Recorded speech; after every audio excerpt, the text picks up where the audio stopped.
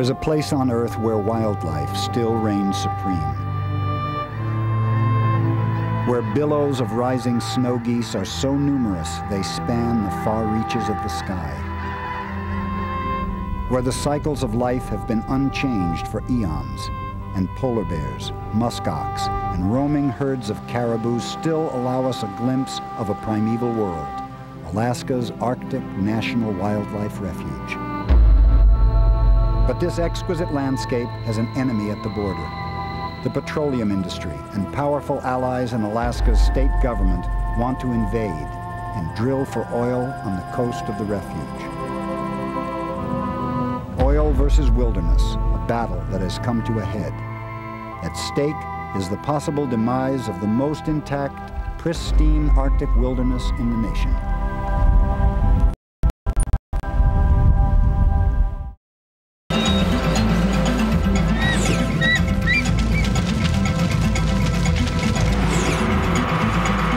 Outdoor Life Network proudly presents First Rescue, Life, Pipe Dreams, Oil versus the Arctic National Wildlife Refuge. Narrated by Peter Coyote.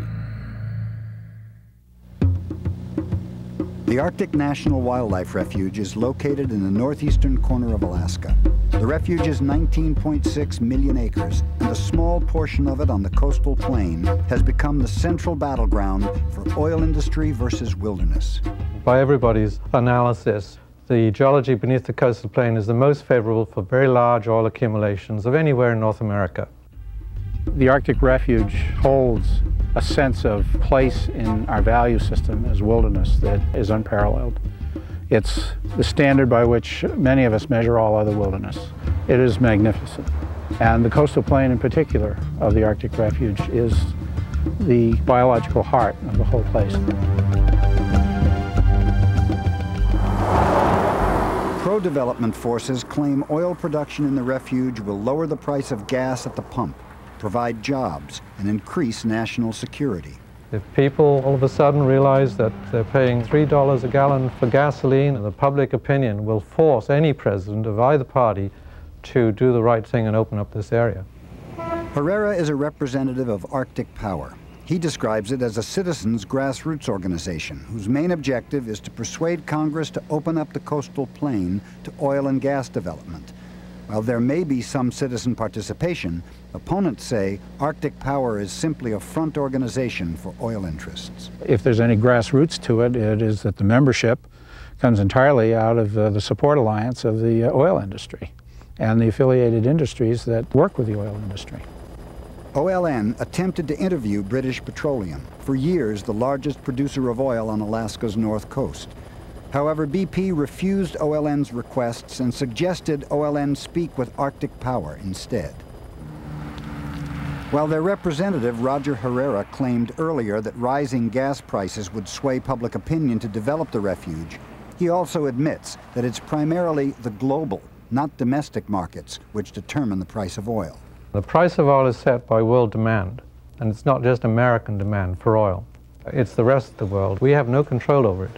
Although Alaskan politicians, such as Senator Frank MURKOWSKI, support drilling in the refuge, there are many politicians throughout the country who do not.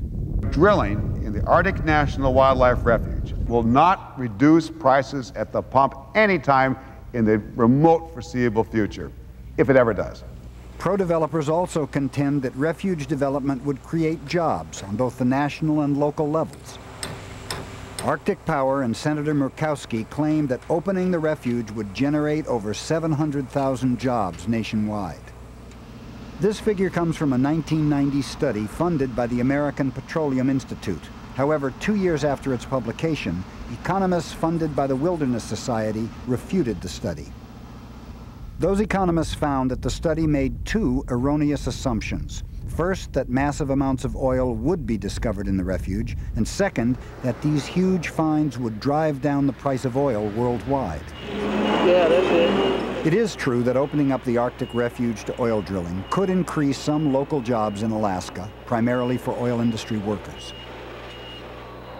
However, the Oil, Chemical, and Atomic Workers Union, representing nearly half of the oil production workers on Alaska's north coast, has historically been opposed to drilling in the refuge.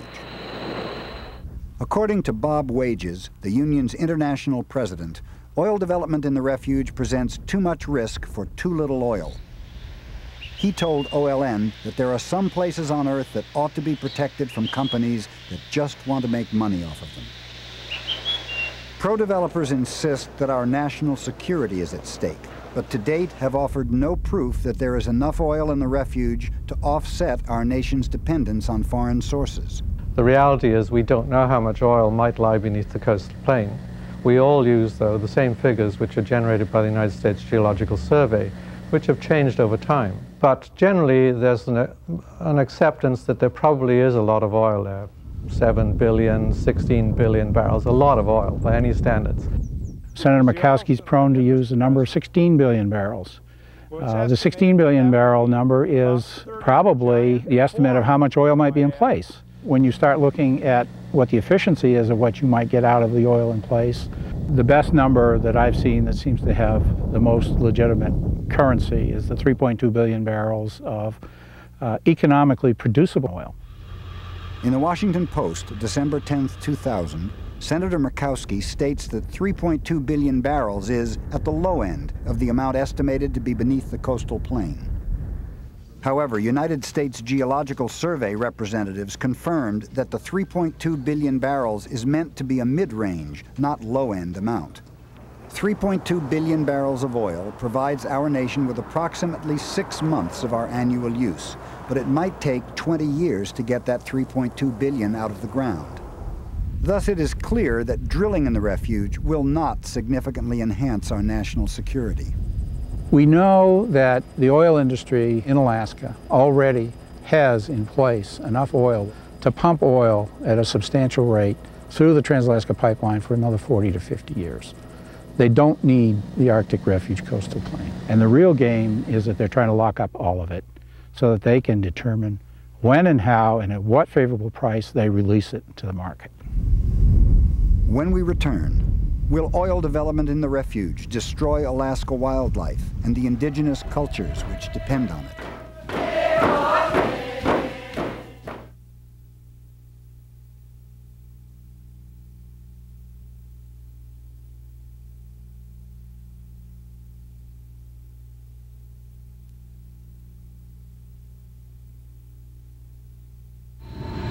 Oil companies and pro-development politicians claim oil production on Alaska's north coast does not threaten wildlife. Any species at all that you can identify in the Arctic has been seen to prosper in the existing oil fields. They would say they've done a good job at Prudhoe. In fact, they haven't. Some of the research is showing that those caribou that are closest to the development of Prudhoe Bay are suffering in nutritional losses and are having more aborted fetuses and just not as healthy a herd as you have elsewhere. A Wildlife Management Institute review of 20 years of North Coast caribou research concludes that the herd near the oil fields is suffering. In recent years, the portion of the herd that comes in contact with the oil field during the calving and summer season has shown significantly lower production and survival of calves than the segment of the herd that is farther to the east and rarely comes in contact with oil field development. Oil development in the refuge would also adversely affect a different herd, the porcupine caribou, which migrates over 400 miles from Canada to reach the optimum environment for bearing their young, the contested coastal plain. This area has been described as the biological heart of the Arctic Refuge by President Reagan's Department of Interior in 1987. As the caribou migrate into the area, they're focusing on the early growing cotton grass stems. So when the calves are born, the females are able to get this highly nutritious food that they need to produce rich milk, some of the richest milk of all the mammals in the world. And that helps these calves to grow very rapidly so that they can quickly become mature enough to run and escape predators and move away when the insects get bad and move with the herd. If they're interfered with or displaced into areas where the cotton grass is less abundant, we'll see effects ultimately in the health and survival of their calves. Pro-developers claim they would use a small portion of the coastal plain, and the caribou should not be disturbed. Why should an oil field, which probably occupies a maximum of 2,000 acres, be designed to radically, adversely impact wildlife? Clearly it shouldn't, and it won't. But opponents say that the 2,000 acres will actually be spread out over the majority of the 1.5 million acre coastal plain. They will say that they use a small footprint. What you really need to do is look at the fact that this is like throwing a big fish net over the whole area. There's a flow of wildlife back and forth across that coastal plain. It's totally disrupted by that kind of infrastructure. Threatening the caribou calving grounds endangers the herd as a whole, one of the only remaining massive migratory populations on the face of the earth.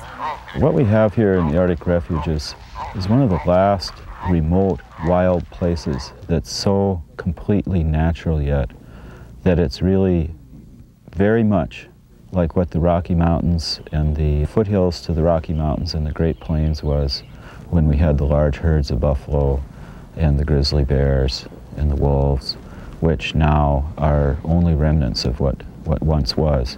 And here, it's still here, just like it was there once upon a time. The Arctic Refuge is not a mourned past, however. A people still exist who cherish the porcupine caribou as the heart of their sacred tradition. Next, what could happen to this indigenous tribe if oil development occurs in the refuge?